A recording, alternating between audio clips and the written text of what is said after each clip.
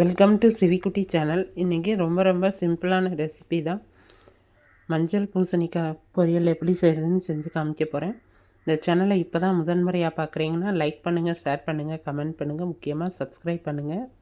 வாங்க வீடியோக்குள்ளே போகலாம். நான் ஒரு வானிலையில் ஒரு 3 ஸ்பூன் ஆயில் சேர்த்துக்கிறேன். அதில் 1 ஸ்பூன் கடுகு சேர்த்துக்கிறேன். ஒரு 3 வரமிளகாயை கிள்ளி சேர்த்துக்கிறேன். அது கூட ஒரு 10-15 சின்ன வெங்காயம், ஒரு 5 பல் பூண்டு பொடியாக நறுக்கி சேர்த்து வதக்கிக்கலாம். அது கூட ஒரு கொத்து கருவேப்பிலை சேர்த்துக்கலாம்.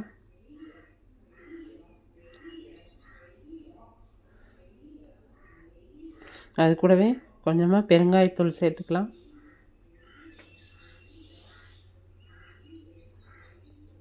இப்போது வெங்காயம் நல்லா வதங்கி வந்துருச்சு. அது கூட நான் ஒரு சின்ன சைஸு பூசணிக்காயை பொடியாக நறுக்கி சேர்த்துருக்கேன். இப்போ அதுக்கு தேவையான அளவு உப்பு சேர்த்து நல்லா கலந்து விட்டுக்கலாம்.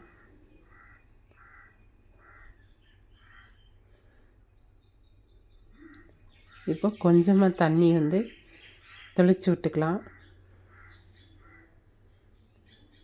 தண்ணி ரொம்ப ஊற்றிடக்கூடாது, கொஞ்சமாக தெளித்து அடுப்பை மீடியமாக வச்சுட்டு மூடி வச்சிட்டோம்னா அந்த ஆவிலே நல்லா வெந்து வந்துடும். பூசணிக்காய் சீக்கிரமே வந்துடும். இப்போ மூடி போட்டு மூடி வச்சிடலாம். இப்போ ஒரு 5 நிமிஷம் ஆயிடுச்சு, திறந்து பார்த்துடலாம். இப்போ இடையில தண்ணி கம்மியாக ஊற்றிருக்கிறதுனால அடிக்கடி திறந்து பார்த்து கிளறி விட்டுக்கணும், இல்லைன்னா அடி பிடிச்சிக்கும்.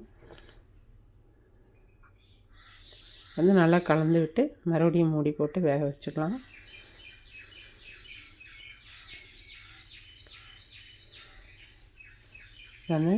திறந்து பார்த்துக்கலாம். காய் நல்லா வெந்து வருது. நல்லா கிளறி விட்டுக்கலாம். கிளறி விட்டால் தான் எல்லா பாகத்துலேயும் நல்லா வேகும்.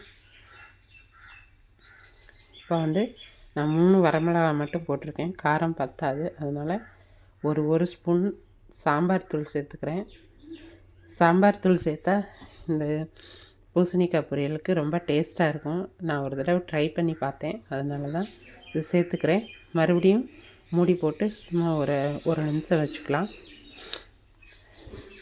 இப்போ திறந்து பார்த்துடலாம். இப்போ பூசணிக்காய் நல்லா வெந்து வந்துருச்சு. இப்போ இதுக்கு மேலே விட்டால் ரொம்ப கொழப்பாகி களி மாதிரி ஆகிடும். இந்த ஸ்டேஜில் ஆஃப் பண்ணிவிட்டு கொத்தமல்லி தழை தூவி இறக்கி வச்சுருவோம். ரொம்பவே சூப்பரான பூசணிக்காய் பொரியல் ரெடி.